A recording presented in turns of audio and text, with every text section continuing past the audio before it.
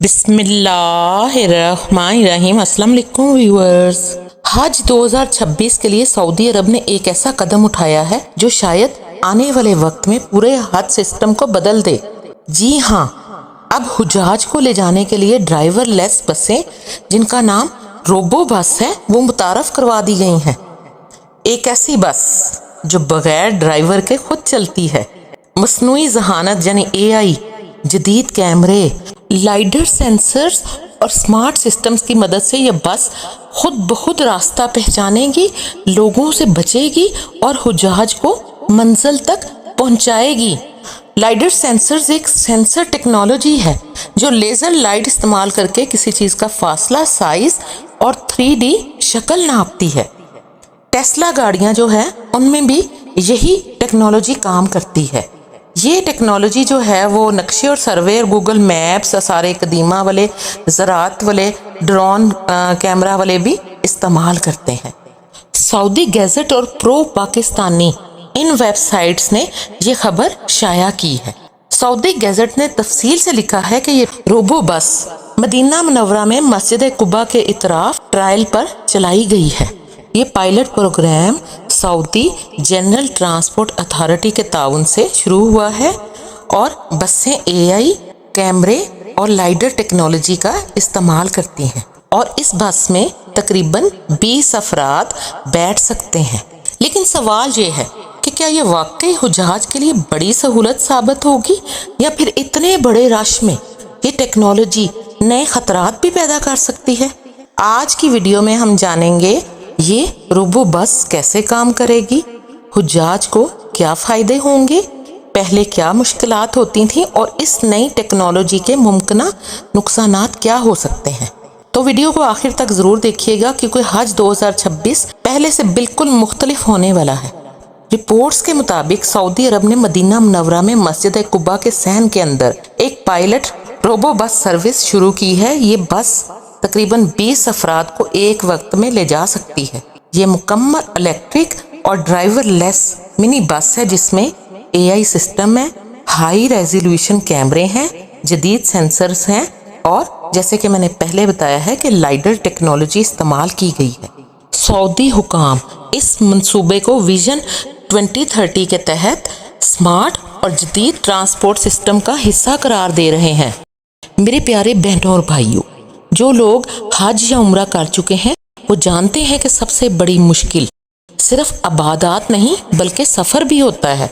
ख़ास तौर पर शदीद गर्मी, लाखों अफराद का रश, बसों की ताख़ीर, रास्ते बंद होना, लंबे रास्ते पर पैदल चलना और बुजुर्ग और बीमार हुजाज की मुश्किलात।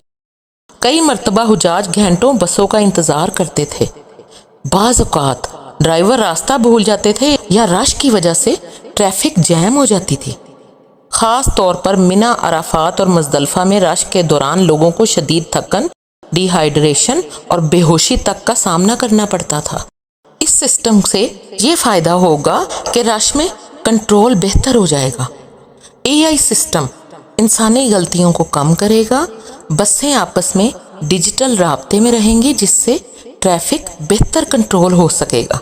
बूढ़े, बीमार या मजूर अफराद के लिए लंबी वॉक सबसे मुश्किल होती है।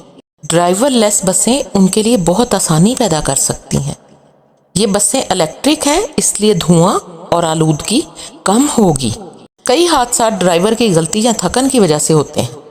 AI सिस्टम हर वक्त एक ही तवज्जो के साथ काम करता है इसलिए गलतियों का एहतमाल बहुत कम है।